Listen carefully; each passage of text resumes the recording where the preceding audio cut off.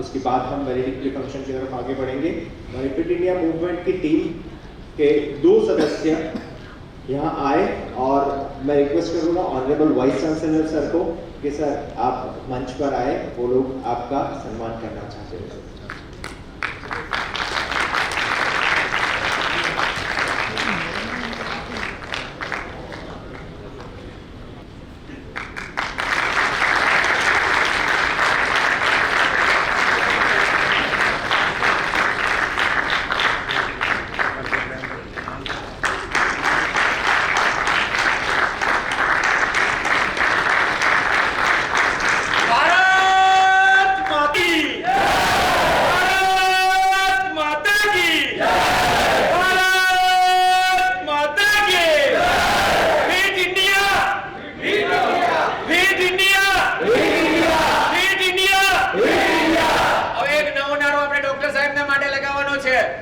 Fit India આપ સૌએ કહેવાનું છે fit Gujarat, fit India, fit Gujarat, fit India, fit Gujarat, fit India, fit Gujarat.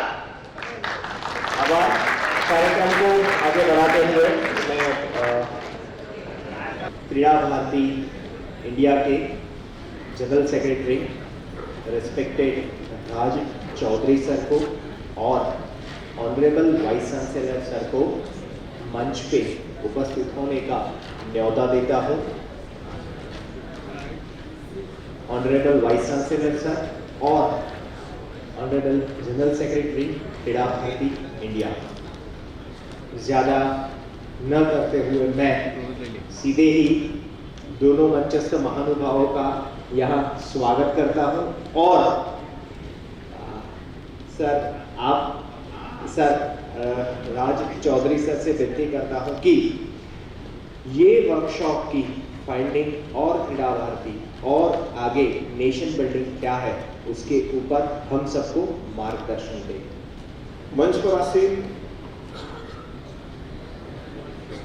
Vice chancellor श्रीमान अर्जुन सिंह जी राणा, आज यहाँ पर एक से एक अच्छे महानुभाव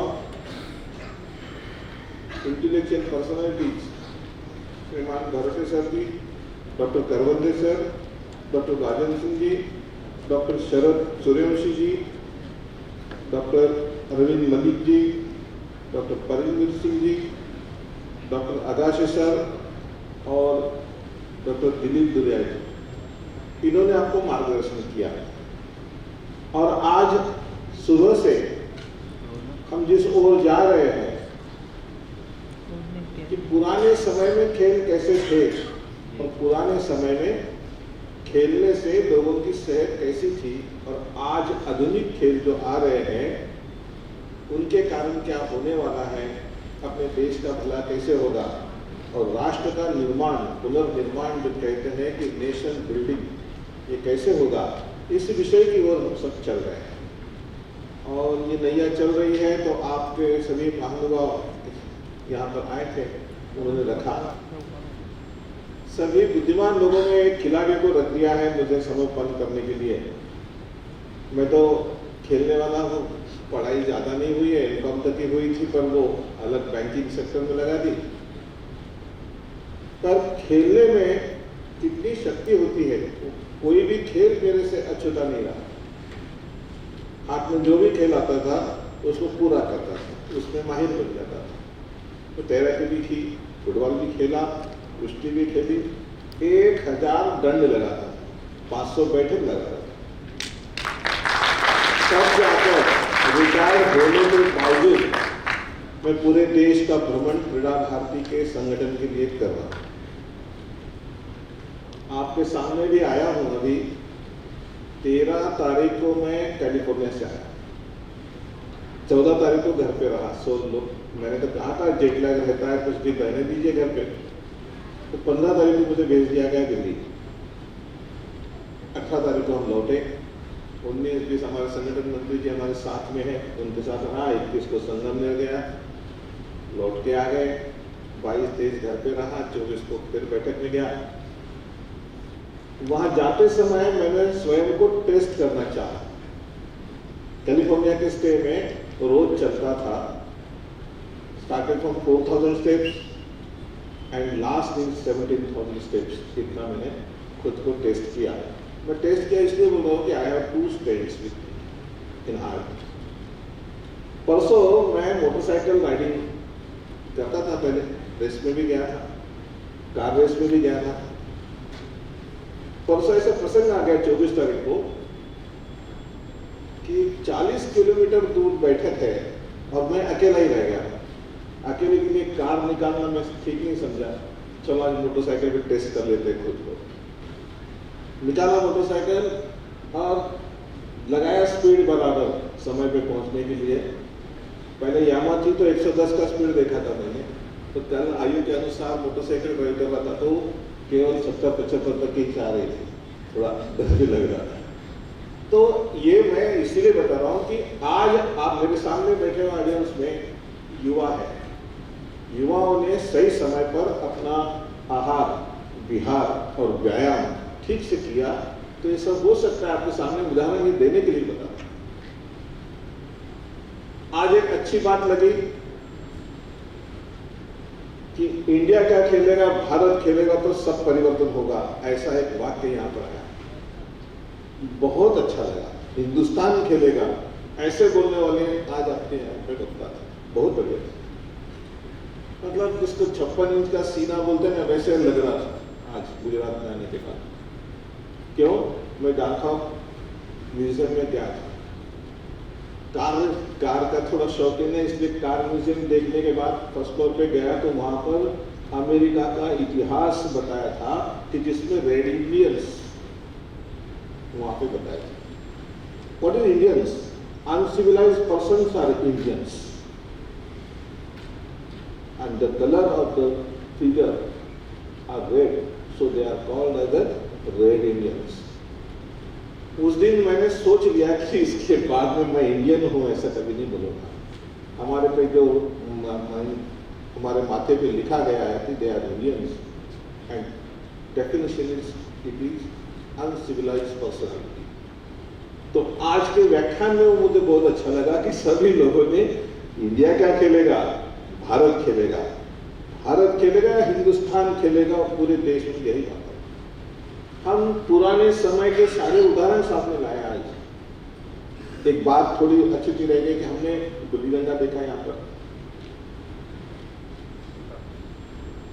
श्री कृष्ण भगवान पूरे रामचंद्र का या लक्ष्मण सभी के जमाने में रामायण महाभारत के समय में हमारे पास खेल कैसे थे वो भी देखे। ग्रामीण अंचलों में जो अभी खेल चलते हैं अभी भी वो भी हमने देखे। पर एक बात आपके सामने लाना चाहता हूं कि बाल लीला आप जब खोल के देखोगे किताबों में तो एक से एक खेल है, एक से एक। देखते ही बेटे आप एक एक पन्ना निकालते जाइए, वहां पे बाल कृष्ण ने जो खेले हैं, युवा अवस्था में खेले हैं, बाद में और खेले हैं, सारों का वर्णन है। ऐसे सभी खेलों के 10 खंड मुजुमदार जी थे, बड़ौदा महाराज उन्होंने उनको फंड्स दिए थे और 10 खंड लिखे हैं। 10 खंड में बॉल बैडमिंटन के भी रूल्स है, क्रिकेट के रूल्स है, पुराने समय के सूरपारंग में जो खेल था उसका भी है वर्णन, और ये आधुनिक खेल जो है उसका भी रूल्स उसमें लिखा है। उसमें खो खो है, कबड्डी है, सारे पुराने सब खेल हैं। आपको यदि पूछा गया कि कबड्डी कब से चल रहा है, किस कारण कबड्डी शुरू हो गया, यदि हम प्रश्न पूछे कभी तो थोड़ा उसमें क्या है, सांस पर तो बंधन है और क्या है, पर एक लाइन में गीता क्या है यदि किसी ने पूछा तो सहजता से बोलते हैं कि पुनर्जन्म पर विश्वास। कबड्डी में क्या है, एक जाता है कबड्डी करता है, वो मर जाता है, उसको कर देते तो मर जाता है। खेल में बाहर हो गया, आउट हो गया। आउट मीन्स क्या, गया बाहर, मर गया, उसके प्राण निकल गए हैं। और फिर मैं जाता हूं, मेरा भाई बाहर बैठा है निष्प्राण होके, उसकी आत्मा मर गई। अब मैं जाऊंगा बाहर सामने मैं वहां जाकर आक्रमण करूंगा, वहां का एक मारूंगा और वो जो प्राण है यहाँ पे पुनः स्थापित करके मेरे भाई को। एक लाइन की गीता, आप तो ये आसानी से बोल सकते हो कि गीता 5000 पूर्व हुई है, महाभारत काल 5000 पूर्व का है, तब से कबड्डी खेला जाता है। आज भी बूढ़ा भी हो गांव का, देहात का, उनके सामने कबड्डी जो थोड़ी ढीली हो गई तो तुरंत वो अपना धोती जो है ऊपर लपेट के तुरंत शुरू हो जाते हैं।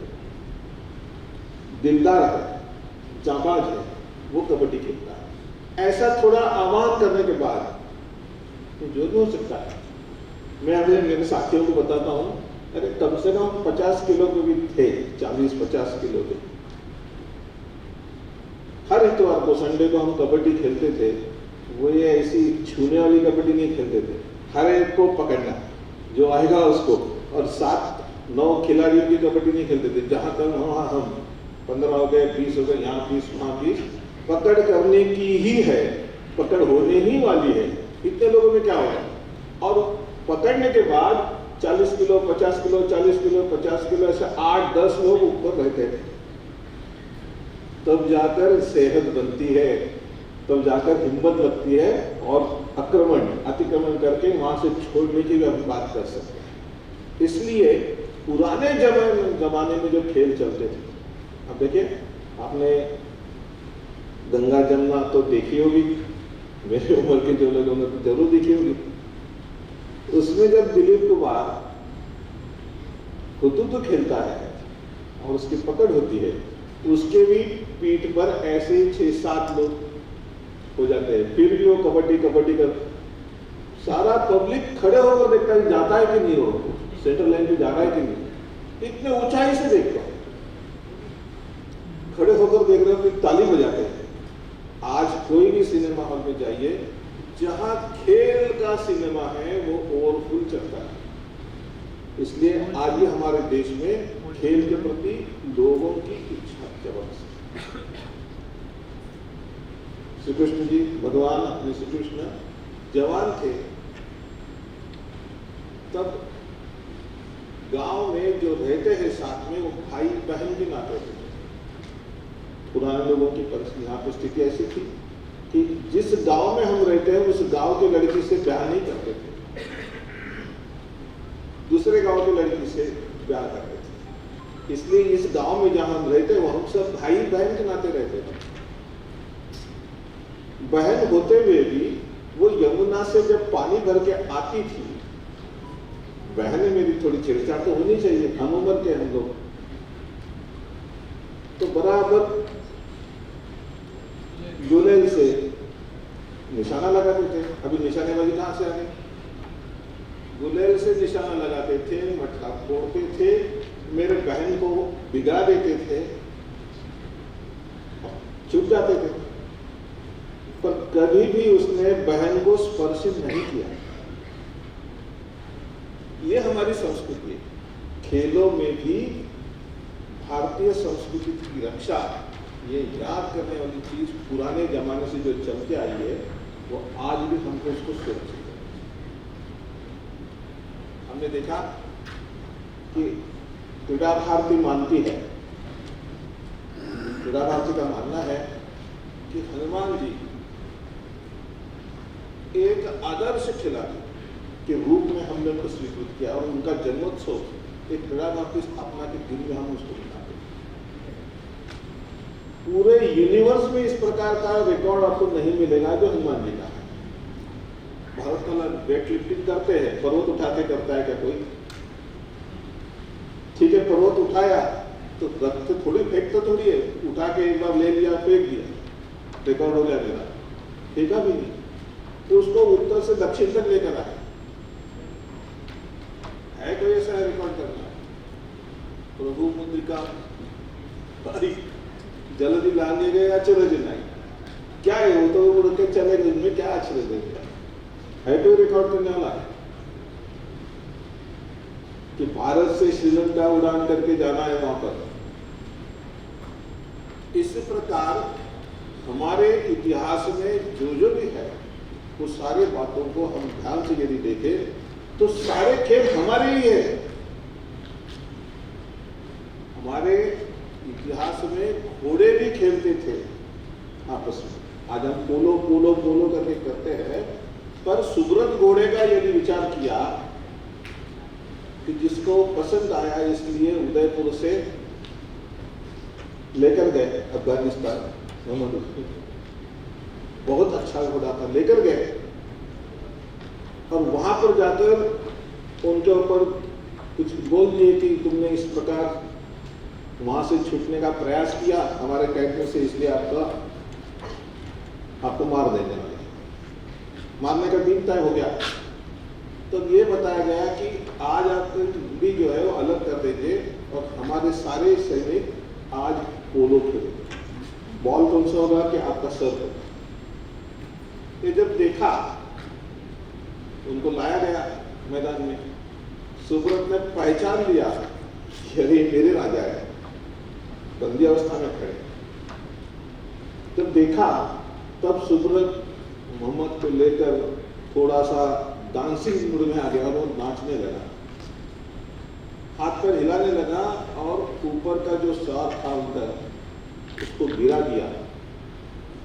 और जैसे वो वहां से निकलने लगा और उनके ऊपर कूद कर उनके सीने पे बहुत बार घोड़े ने टाप लगाई और मार दिया।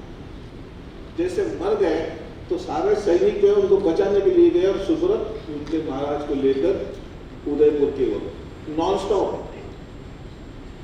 अफगानिस्तान से उदयपुर तक।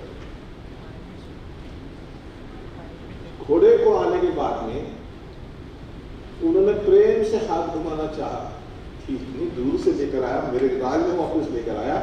तो पूरा जब थे सुब्रत के ऊपर जब उन्होंने हाथ घुमाया प्रेम से, तब सूरज जो है वो निष्पान। इतनी ईमानदारी थी। वो लोग खेल आया कहां से? तो सारा शोर यदि हम करते गए तो हमारे यहाँ से तीरंदाजी आई कहां से? मुदगल जो है जिसने घुमाई है अच्छी अपने हाइट के अनुसार, उसको पीठ दर्द नहीं होता है। मुझे पीठ दर्द नहीं हो रहा है। 1000 दंड, 500 पैटर, फिर मुदगल घुमाना और फिर घर जाना। तो इस प्रकार जिसने मुदगल घुमाई है उसको पीठ का दर्द नहीं हो रहा है। आप सभी खेल के प्रति सभी ने जो प्रेम व्यक्त किया है, आज दिन भर आप जो थे यहाँ पर, तो इस सभी महानुभाव ने जो बताया उसके आगे मुझे थोड़ा सा बताना है आपको। पीएम साहब का एक लेटर है, फरवरी में उन्होंने निकाला है। प्राइम मिनिस्टर लिखते हैं खेलो इंडिया का उद्घाटन है, उसके लिए उन्होंने भेजा हुआ लेटर है। क्रीड़ा भारती का जो कार्य है उस लेटर के पहले पैराग्राफ में PM message for Khelo India. Healthy families and healthy society are the foundation of a healthy nation.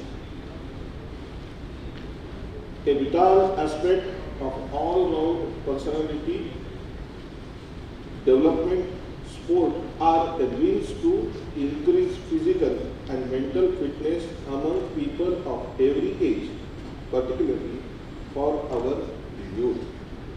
This is a message of our beloved Prime Minister for opening ceremony of Khelo India, which is now going on in Mathura. ये क्रीड़ा भारती का काम, जैसे health for all बता रहे थे, sports for all, हम कह रहे थे हेल्थ फॉर ऑल। सर्वे संतु निरामया, ये क्रीड़ा भारती कह रहे हैं। और वही बात हमारे प्राइम मिनिस्टर भी कहते हैं। मन के बात जो जो एपिसोड हुए उसमें खेल के ऊपर जो जो एपिसोड हुए हैं वो आप कृपया सुनिए, पढ़िए। क्रीड़ा भारती जो करना चाहती है वही बात है। मैं मन से धन्यवाद देता हूं कि जैसे कि हमारा पड़ोसी शायद पीएमओ में भी जाता होगा और वो भगवान मालूम नहीं कैसे है कि बात तो एक ही होती है, जो हम लिख रहे हैं, बता रहे हैं आप लोगों को, वो वहां से भी वैसे आ रही है, ऐसे लगता है। माताओं में यदि आत्मविश्वास बढ़ा तो बच्चों में खेलने के लिए विश्वास बढ़ता है। माँ यदि खेलने को बोलती है तो फिर बहुत अच्छा है। मैं स्विट्जरलैंड गया था, मैं और मेरी पत्नी, हम दोनों एक तालाब के किनारे दूर में लॉन्ग वॉक पे जा रहे थे। दोनों जाते समय देखा कि एक पति पत्नी अपने छोटे से बालक को एक तालाब के किनारे पे थोड़ा तैरने के तरीका बता रहे थे। स्विमिंग कॉस्ट्यूम में दोनों थे, माता पिता और बच्चे भी वैसे रखा था। मैंने देखा थोड़ी देर और हम लोग चलते चलते गए। 1-2 किलोमीटर जाकर फिर लौट के आ रहे थे, फिर भी वो वैसे ही खेल रहे थे बच्चे के साथ। हम लोग लौट के आए तब देख रहे थे कि उसके पिताजी बच्चे के, वो बच्चे को लेकर दोनों हाथ पकड़ के ऐसे खड़े हैं ऊपर तालाब के बाहर, और उसकी माँ तालाब में खड़ी है। वो बोल रही है, वो जर्मन में कर रहे थे, इंग्लिश तो नहीं करते वहाँ पर, दे हेट इंग्लिश। स्विट्जरलैंड में जर्मनी में बात करते हैं पर इंग्लिश में नहीं करते। तो कह रहे थे एक्शन ऐसे थी, इतना क्यों डर रहे हैं, मैं खड़ी हूँ ना अंदर, और वो कह रहा था पकड़ेगी मेरा, वो ऐसा फेंको ऐसा, जब थोड़ा बाबा डर गए थे। फिर बार बार पत्नी बोल रही तो उन्होंने बच्चे को फेंक दिया। अब माँ है, बंदरिया शुरू हो गया, तो ये माँ इंसान है, उसने तुरंत बच्चा जैसे पानी में गिरा वो पीछे हट गई। मैं देख रहा था, बच्चा पानी में नीचे गया, बच्चा हाथ मारते मारते ऊपर आया, ऊपर आने के बाद में उसने फिर हाथ लगाया और फिर एक राउंड बच्चे को मारा। मेरे देश की हर माता इस प्रकार आत्मविश्वास पूर्ण अपने बच्चे को डेयरिंग सिखाने वाले माँ होनी चाहिए, तब जाकर इस देश में कोई भी अछूता नहीं रहेगा, वो खेलने वाला बनेगा। खेल ओलंपिक का खेल जैसे कहानी बताइए कि केवल जीतने के लिए नहीं खेलना है, सहभागिता करने के लिए खेलना है। 100 लोगों से एक जीतेगा, तो 100 लोग यदि पार्टिसिपेशन करते हैं तो उसको खेल में ला देते हैं। इस प्रकार सुना आज आपने, स्पोर्ट्स इज अ स्प्रिट, सुना आज आपने। वो भी सुना कि जो माँ बालक को लेकर गर्भावस्था में काम करती है उसकी डिलीवरी बहुत सुलभ होती है, ये भी आज महानुभाव ने बताया। मैंने वो भी देखा, स्विट्जरलैंड में साइकिल चलाना एक बहुत एक फैशन है, और साइकिल के पीछे एक छोटा कैरियर, और छोटा वो पेड़ बोलते हैं वैसा छोटा सा बालक 3-4 महीने का, तो गोपेड़ में पीछे दिखाया हुआ उसको बांधा है, और माँ साइकिल चला रही है और वो पीछे यहाँ वहाँ देखते हुए बालक जा रहा है। मतलब इतने छोटे से बालक को स्पीड क्या होती है इसके अनुभव देने के लिए खेले वहाँ चलते हैं सब। तो इस प्रकार मॉडर्न गेम्स की ओर भी यदि हम ध्यान देते हैं तो एक नया गेम बना है रोल बॉल, सुना होगा आपने।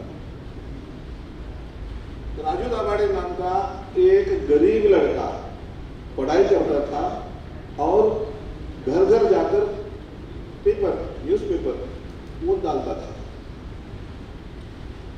साइकिल पे जाता था, साइकिल पंचर हो गई फिर दौड़ के जाता था, तो सब करके दूसरी जगह और काम पे जाना था, इसलिए भी क्या करे इसके लिए, तो वो एक कबाड़ी बाजार होता है वहां से जाकर वो स्केटिंग के लेकर फिर स्केटिंग कर उसने सीखा, और फिर पेपर हाथ में लेकर स्केटिंग करते करते इसका फेंक दिया, उसका फेंक दिया, इसका फेंक दिया, ऐसे करते करते जाने लगा।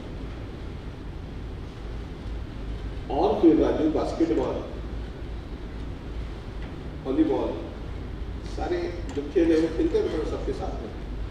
Skating plus handball, skating plus volleyball, ऐसे करते करते गया, और राजू दाभाडे ने ये नया गेम जो है वो इसका आविष्कार पुणे में किया।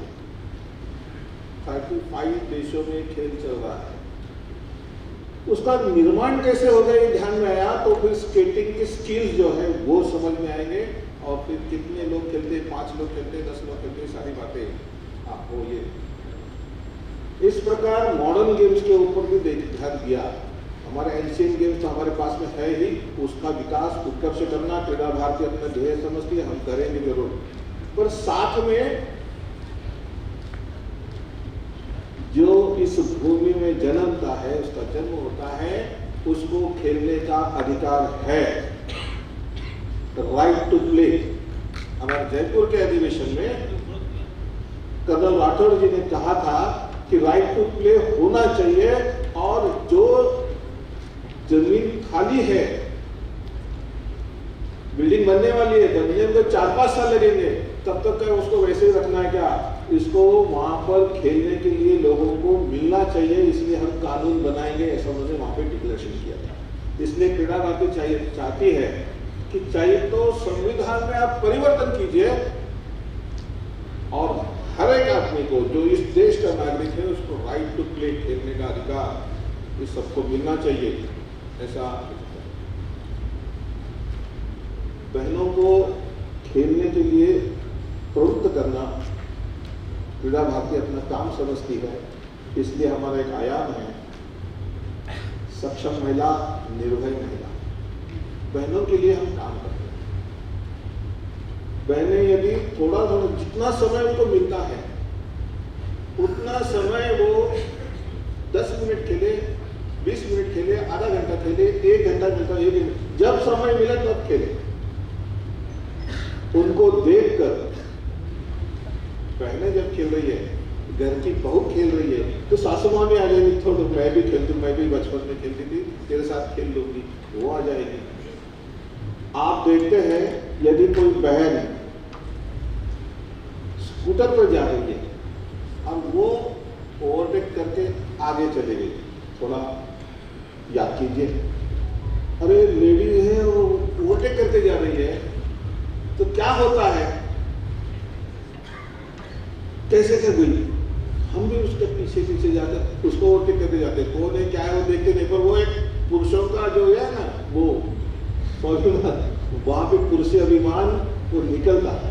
तो ये बहन जब अपने घर के सामने मार्केट में कुछ खेलती है तब उसके बच्चे भी बोलते हैं माँ मैं भी खेलूंगा तेरे साथ। तो पुरुषों को खेलने के लिए प्रवृत्त करने के लिए बहनें बहुत बड़ा काम कर सकती है।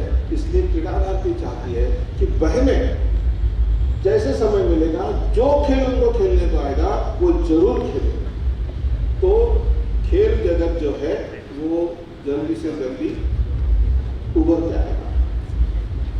आज देखिए सिलेक्शन पॉलिसी क्या है, भ्रष्टाचार मुक्त सिलेक्शन होना चाहिए। ऐसे क्रीड़ा भारती के 4-5 कार्यकर्ता खेल मंत्री से मिलने गए, भ्रष्टाचार कहाँ कहाँ कैसे कैसे हो रहा है सब बताया। तो जो बातें हमने बताई थी इस प्रकार भ्रष्टाचार दूर हो सकता है, तब जाकर हमने देखा 2-2.5 साल लगे, पर भ्रष्टाचार मुक्त सिलेक्शन खेलो इंडिया में हो रहा है। जो बच्चों का सिलेक्शन होता है उनका अकाउंट खोला जाता है, उनके प्रशिक्षक का अकाउंट खोला जाता है और हर महीने 40,000 रुपए उनके अकाउंट में जाता है। निश्चय काम करने वाली हमारी संस्था है। हम बोलते नहीं कि हमने कहा इसलिए हो रहा है, ऐसा करना बराबर नहीं है। सुझाव देना बात बराबर है, सुझाव पर अभ्यास करके उन्होंने कुछ निर्णय करना बराबर है, ये सरकार का निर्णय है। ऐसे हम पर पहल की थी, आप सबके सामने आना चाहिए इसलिए बताया। स्कूल में सिलेक्शन सिस्टम क्या है आज की, स्कूल और यूनिवर्सिटी में से सिलेक्ट होता है। घर पे लोगों को संभालने के लिए यदि मैं काम धंधा मुझे करना चाहिए, मैं शिक्षण नहीं कर सकता हूँ पर मैं अच्छा खिलाड़ी हूँ, मैं सुबह 6 से दोपहर को 2 बजे तक ड्यूटी करता हूँ, थोड़ा आराम करने के बाद शाम को खेलने जाता हूँ, जिस मैदान में जाता हूँ वहां पे मैं उत्कृष्ट खेलता हूँ, बिल्कुल अच्छा खेलता हूँ सबके सामने, पर there is no system to select me as a player. कहाँ खेलना? जब खेल मंत्री जी के सामने विषय रखा कि वो कहाँ से सिलेक्ट हो जाएंगे बताइए ना, कोई लेने को तैयार नहीं इनको। तब जाके एक ऐप बनाने को बोला था उन्होंने, अभी बना नहीं है, तो उन्होंने कहा था उनको कर्नल राठौड़ जी ने कि एक ऐप ऐसा बनेगा कि जिसमें जो चाहे वो रजिस्ट्रेशन कर सकेगा, उनकी जन्म तारीख एक बार वहां पे हुई तो कभी चेंज नहीं होगी, और उस ऐप में 1 मिनट का आपका वीडियो डालना है, सारी डिटेल्स डालने के बाद आपका एक जो खेल आप खेल रहे हो उसका वीडियो अपलोड करना है। वो देखने के बाद Sai will decide, sports authority of India will decide कौन सा गेम इनको हम खेलने बोले, इनको कौन से खेल के लिए training they. He will be, she will be the asset of our nation. ऐसा ऐप उन्होंने बनाने को बोला था, प्रोसेस में पाइपलाइन में होगा। और यदि ऐसा होगा तो देश के जो शिक्षण के विपरीत काम कर धंधा कर रहे हैं और अच्छे खिलाड़ी हैं वो भी इसमें आ सकते हैं, ऐसा क्रीड़ा भारती का प्रयास है। तो ये मॉडर्न आधुनिक युग में भी यदि हम खेलते हैं, एंशिएंट गेम्स का विचार करें तो वो बहुत ही सुंदर खेल है, आत्मविश्वास बढ़ाने वाला। बस बहुत सारा तो आपने सुना, मैं भी आपके साथ पूरा समय बैठकर कंसंट्रेशन देकर सब सुन रहा था। मैं नींद भी नहीं आई, मुझे बता रहे थे कि नींद आएगी तो मैं प्रयास कर रहा था, नींद नहीं आई, सभी लिख कर लिया है मैंने। तो कैप्टनशिप कैसे होती है मैंने बताया। फिर से आपको पुराने यमुना किनारे लेकर जाऊंगा, मैं मेरे वाणी को विराम देने वाला, ज्यादा नहीं बोलूंगा। कालियानाग आ गया, रहने लगा, कोई भी पानी भरने आता था, गांव में से वहां बहन आती थी वहां पानी भरने, तो तुरंत खड़ा हो जाता था कि आना नहीं, या तो यहाँ पे मैं रहता हूँ। कोई भी आएगा बाहर से, लखनऊ के पास 70 किलोमीटर पे रहेगा, बोलेगा मैं मेरा है, ऐसा बोल के चलेगा क्या? तो माँ बहनें तो डर के वापस चले जाती थी। मेरा गांव है, ये नदी जो है यहाँ पे हम बचपन से खेल रहे हैं, और बहनों को पानी नहीं भरने देना, ऐसे क्यों? तो श्री कृष्ण बाल जो है उन्होंने सबको जमा किया और कहा कि एक डोरी के बॉल गेंद बनाइए और पीठ पर मारना, पेट पर नहीं मारना, पीठ पर मारना। ऐसे मारते मारते मारते सबको, उनके साथ जो थे सबको लेकर लेकर लेकर नदी किनारे चले गए और किनारे पे खड़े होकर बोले अब मुझे मारो। पीठ बताया मारो मारो मुझे। जिसने मारा वो मारने के साथ वो मजे हो गए और जो बॉल था वो जाके पानी में गिर गया। आवाज आई, गेंद है ऊपर तैर रही थी। कालिया खड़ा हो गया, किसने हिम्मत की, क्यों आए यहाँ पर, समझता नहीं है मैं हूँ यहाँ पर, वगैरह वगैरह सब डायलॉग हो गए। वो तो बोले ये कौन अपने को दर्द देने वाला, ये कौन डांटने वाला हमको? नदी हमारी है, पानी हमारा है, ये गांव हमारा है, हम लोग यहाँ पानी भरते, ये कौन बोलने वाला हमको? बात होते चली गई। श्री कृष्ण ने कहा चल लगा चला, नहीं नहीं नहीं, मेरे माँ को मैं अकेला हूँ, वो कुछ भी करेगा तो मैं मर जाऊंगा, मैं नहीं जाऊंगा। ये बोला, दूसरा बोला, तीसरा बोला, सब यही एक के बाद एक रोने लगे सब। आखिर बचे श्री कृष्ण भगवान। जब सभी साथियों का आत्मविश्वास, खिलाड़ियों का आत्मविश्वास जब समाप्त होने लगता है, तब अच्छा कैप्टन कैसे होना चाहिए उसका उत्कृष्ट दर्शन मिल गया। एक नहीं दो नहीं, उन्होंने तुरंत छलांग लगा दी और कालिया को देखा भी नहीं। गेंद है, मेरा गेंद है, खेलने का है, गेंद मिलने के लिए तैर रहे थे। कालिया को छोड़ेगा हमको, कालिया ने प्रयास किया और दोनों का युद्ध हुआ। कालिया के फन पर खड़े होकर ठहते ठहते उन्होंने नाच किया। आज आपने सुना जो बलवान होता है वही कुछ कर सकता है, जो दुर्बल हो जाता है वो याचक बन जाता है। उसने याचना की, अरे मुझे छोड़ दो, मैं यहाँ से चले जाता हूँ, फिर लौट के नहीं आओगे बताओ, यदि आए तो फिर छोड़ूंगा नहीं। दोनों में एग्रीमेंट हो गया और कालिया वहाँ से चले गए। गाँव में सब विजय जुलूस निकला, माँ बहनें घर के बाहर आ गई, पानी भरने वापस आपने इसमें बोलेगा। इसलिए गांव का रक्षण खिलाड़ी कर सकता है। जहां पे गांव पे कुछ ऐसे आँच आती है तब एक खिलाड़ी उसको कैप्टन कैसे बने, ऐसे उदाहरण अपने एंशिएंट इंडिया के सारे इसमें है। तो हम क्यों पीछे रहेंगे? आप सभी अभ्यास करने वाले हैं। मैंने जो विषय आपके सामने रखा, भारतीय संस्कृति का रक्षण करना, पुराने खेलों को फिर से उजागर करना और खेलते खेलते खेलते सभी को साथ में लेकर इस देश का उद्धार करना, यानी नेशन बिल्डिंग के लिए हमारा फिर से एक प्रयास करना, जिसमें पैसों की इतनी बढ़त है। हम लोग तो ये सोचते आ रहे हैं कि आज जीडीपी के नाम से बोल रहे थे, हमने सुना जीडीपी। मैं तो ये कहता हूँ कि सब हेल्थ फॉर ऑल, सभी लोग यदि स्वस्थ बने तो देश का पैसा इतना बचेगा कि गोलियां जो अगर बताया ना कि 14 करोड़ इंटू 5 वगैरह वगैरह इंटू 365, वो छोड़ दिए, सब पूरा देश स्वस्थ हो गया तो इस विश्व में भारत के इतना श्रीमंत कोई देश नहीं रहेगा। यदि सारे के सारे स्वस्थ बने, क्रीड़ा भारती वही चाहती है कि खेलों द्वारा आप अपना उत्कर्ष कीजिए, खेलों द्वारा आप अपना स्वास्थ्य जो है वो उत्तम रखें और चरित्र निर्माण करने के लिए आप खेल के मैदान पे आए।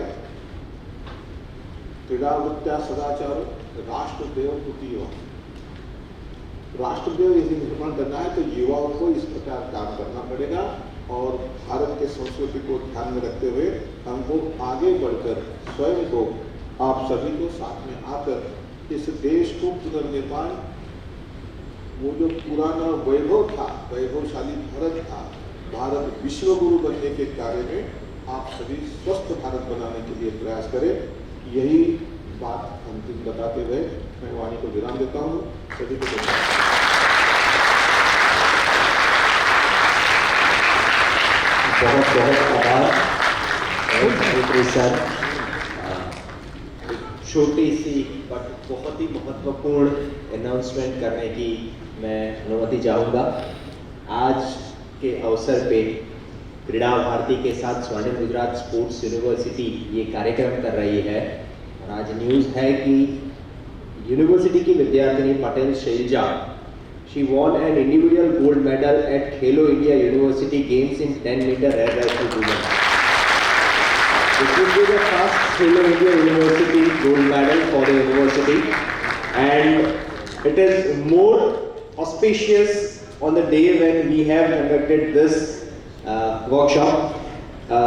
समय को मद्देनजर रखते हुए सभी लोगों को सर्टिफिकेट्स इंडिविजुअली डिस्ट्रीब्यूट नहीं होंगे, पर मैं कुछ 4-5 विद्यार्थिनियों को यहाँ आमंत्रित करूंगा जिनको हम सर्टिफिकेट्स देंगे। बाकी सारों के सर्टिफिकेट्स रेडी, अपने कोऑर्डिनेटर प्रिंसिपल्स को हमने हैंडओवर कर चुके हैं। मैं मंचस्थ महानुभाव श्री राज चौधरी सर और डॉक्टर अर्जुन सिंह राणा सर को विनती करूंगा। पहले मैं निमंत्रित करूंगा बट प्रीति,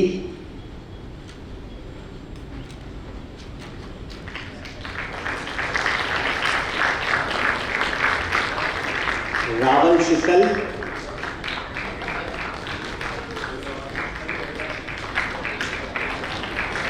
एक और बार मैं सर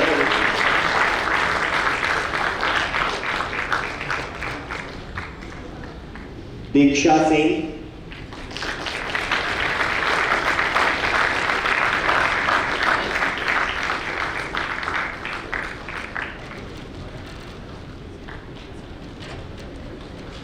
पुजारा ऋत्वी,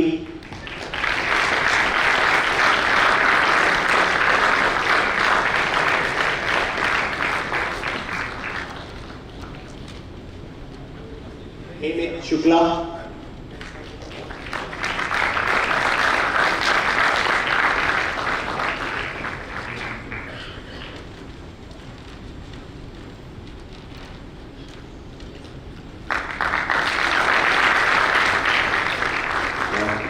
आगे जितने भी महानुभाव आज सर नेशनल एंथम, जितने भी महानुभाव आज यहाँ पधारे हैं, मैं सभी को विनती करूँगा कि मंच पे वो आए। Respected Prasad Mahankar sir, respected Milind Dange sir, Ramesh bhai Prajapati sir, Vivek Patel sir, जितने एक्सपर्ट्स हमारे हैं आज यहाँ उपस्थित, उन सभी को भी मैं मंच पे आमंत्रित करता हूँ।